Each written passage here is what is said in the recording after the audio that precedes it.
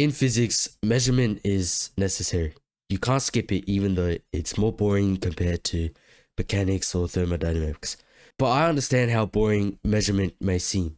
So in this video, I've made it as interesting as possible, as simple as possible, and as efficient as possible. Here's what I'll teach you. 1 is uncertainty, 2 is significant figures in the context of physics, and 3 is scientific notation. I'll introduce to you the concept of uncertainty. So there's a rule in the universe. It's technologically impossible for a perfect measuring instrument to exist. I'll say that again. It's technologically impossible to measure something perfectly because no tool can be 100% accurate.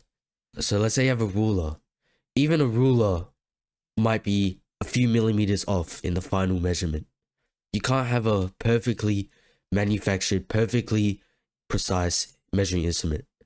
In physics, when you're giving a result, it's important to give the uncertainty. For example, let's say you measured a book. Here's our book. And when you measure it, it comes out to be 8.8 centimeters tall. However, because you can't measure it 100% accurately, it's good to give an uncertainty. Here's our uncertainty. Let's say it's 0.1 centimeters. That means the actual size of the book lies anywhere between 8.7 to 8.9 centimeters.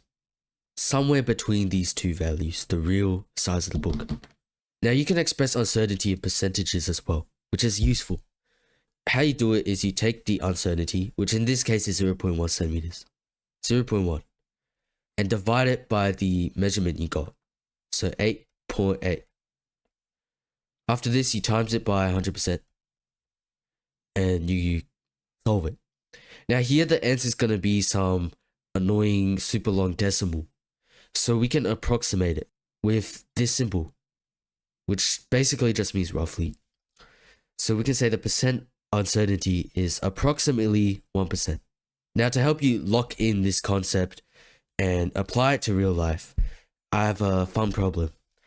You have a gold coin and it's been passed down in your family for generations. It's extremely valuable to you, but your friend wants to take it for a day to take pictures of it.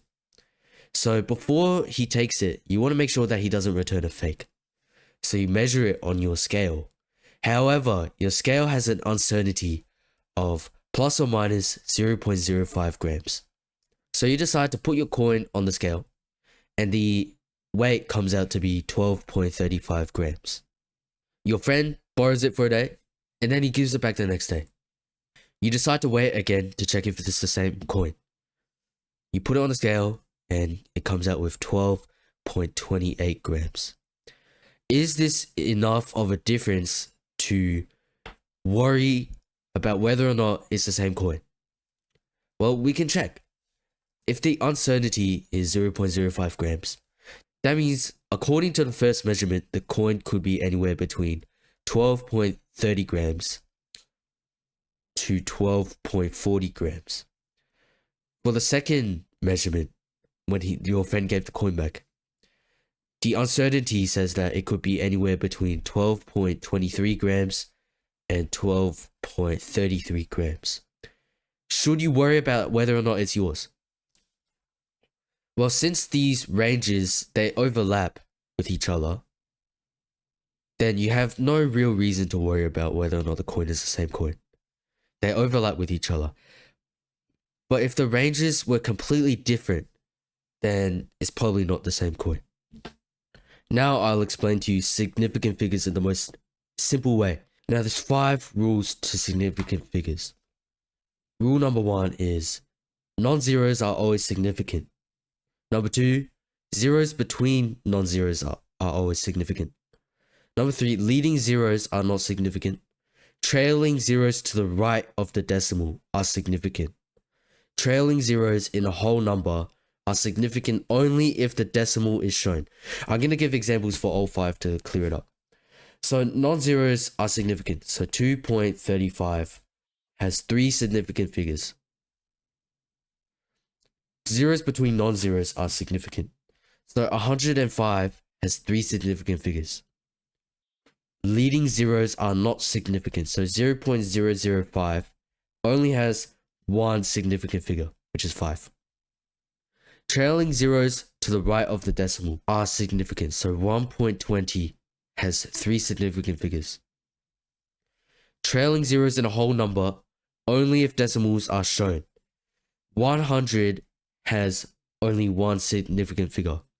However, if the decimal is shown, then it has 4.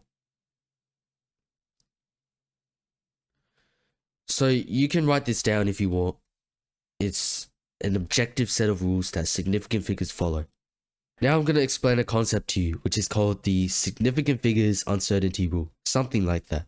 It's a rough rule that doesn't always apply. However, in certain situations, it's good to be aware of. So I'll walk you through an example, and by the end of it, it should make sense.